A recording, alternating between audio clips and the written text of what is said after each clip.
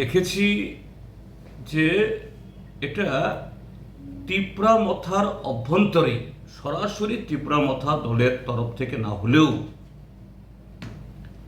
তিপ্রামথার ভাড়াটে কিছু কলমসি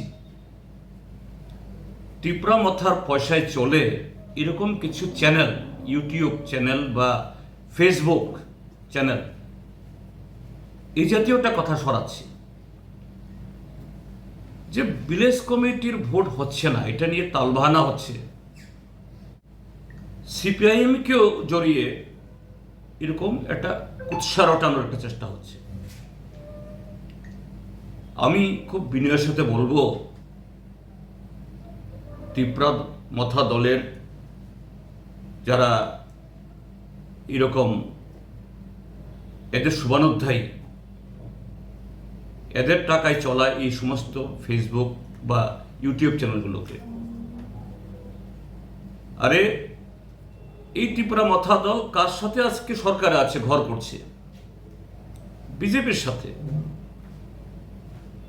সেই বিজেপি আরো 5 বছর আগে ভিলেজ কমিটির মেয়াদ শেষ, 5টা বছর ভোট করছে না। মন্ত্রিসভায় এই তিপ্রামথা সদস্যরা এর বিরুদ্ধে একটা কথা বলতে পারছেন না, বিধানসভাতে গিয়ে এটা নিয়ে কোনো আওয়াজ তুলতে পারছেন না, এই জোট থেকে বেরিয়ে আসতে পারছেন না। আর নিজেদের কায়েমি স্বার্থের কারণে, কি কারণে আপনাদের এই মন্ত্রিসভার ভেতরে বিধানসভাতে এটা নিয়ে তিপ্রামথা বিজেপির বিরুদ্ধে কথা বলতে পারেন না? কেন আপনারা বিজেপি থেকে সাথে এই জোট থেকে বেরিয়ে আসতে পারছেন না? একটাই কারণ, মম বিজেপির সাথে থেকে তাদের অবৈধ কামাইয়ের অংশীদারি হতে হবে, অবৈধ ক্ষমতার অংশীদারি হতে হবে, জনগণকে ধোঁকা দিয়ে ক্ষমতায় টিকে থাকতে হবে। আর দোষারোপ করছেন সিপিএমকে।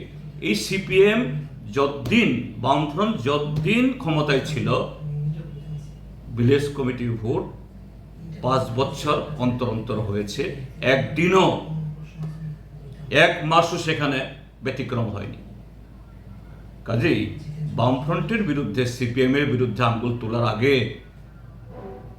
তিপ্রামথা হোক বা যেই হোক, নিজের নাম দিয়ে প্রকাশ্যে তো বলতে সাহস করছেন না, বকলমে আড়াল করে যারা বলছেন, এই ভণ্ডামি ছেড়ে নিজেদের চেহারা খুলুন। আপনাদের দ্বিচারিতা, ডাবল স্ট্যান্ডার্ড, একসাথে বিজেপির সাথে লুটপাট চুরি সবখানে থাকবেন, আবার সুপ্রিম কোর্টে গিয়ে এখানে ট্রাইবাল দরদি সাজবেন। এখন এই বিজেপি আবার এই যে সুপ্রিম কোর্টের রায় হওয়ার পরও এটাকে যাতে না হয় নানা অজুহাত তুলছেন, বলছেন যে না, ওই পেট্রোল ডিজেলের সংকট, তারপরে এই এডিসির ভিলেজ কমিটিতে রিজার্ভেশনের নিয়ে ঝামেলা, কেন কথা বলতে পারছেন না সেখানে? কাজে নিজেদের ব্যর্থতা, সুবিধাবাদী নীতি, ডাবল স্ট্যান্ডার্ড, এটা প্রমাণ করতে গিয়ে সিপিআইএমকে দোষারোপ করা একটা লজ্জা থাকা দরকার। সিপিআইএম সবসময়ই যে কোনো নির্বাচন উইদিন দ্য টাইম এবং ফ্রি অ্যান্ড ফেয়ারলি, আমরা তার পক্ষে।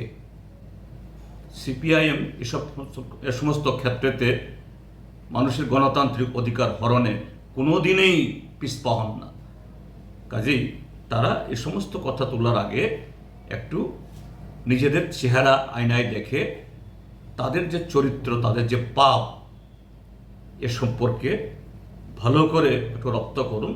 ত্রিপুরার মানুষ সঠিকভাবেই তাদের জবাব দেবে একদিন।